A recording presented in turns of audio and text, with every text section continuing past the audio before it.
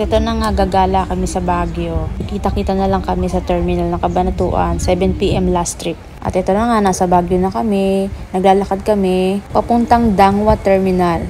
Kasi nga, ang unang trip namin ay sa Atok, Benguet.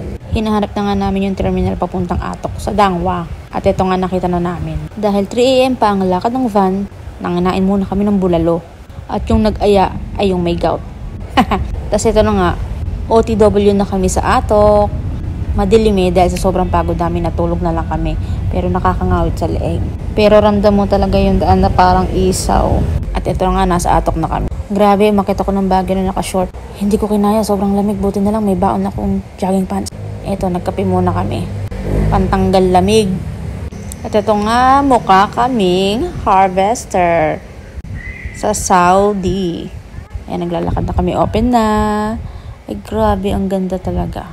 Alam mo yung saktong-sakto, sunrise. Diba? Bale, 2 hectares siyang lalakarin namin. Pababa siya, buti na lang hindi umulan. At ito na, si Grisel na magsasalita. Atok! Walang mga tulog. Let's go! Come on! Dito ka. Tulog ka na kaya. Yan. Para buo. Gusto mo lang ba?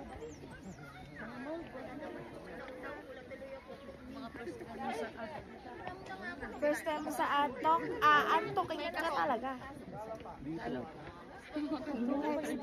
The Hextor.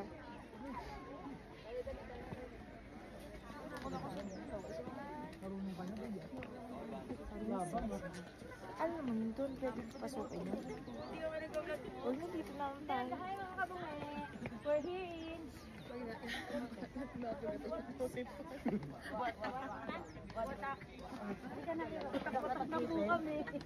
Wow, dito tayo. Asa Shakira? Asa na mga furniture? Shakira, ano? Sa bukid, walang papel. Uy! Ano ka sa'yo? Paano sa inyo gusto? Dito tayo magpa-picture. Ang ganda ng tanawin. Oh, dito, oh. Eto, kompletuhin natin ang eksena. O, diba? Pang Instagrammable. O, diba? F na F. Susunod na nga yung may birthday, si Ate Ann. Bagong travel buddy nga pala namin. Ewan ko sa batang yan. Lahat ng angulo, ang ganda-ganda ng picture niya. Lugi kami ni Grisel. O, ito na nga pang finale, pang malakasan. May plastic sa likod.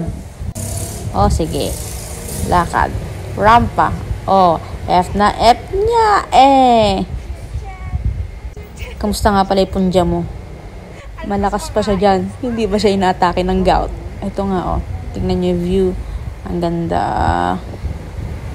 Bali, 250 nga pala yung entrance. Kasama na yung free Anli coffee at tinapa. Ayan, may kasama kaming pare.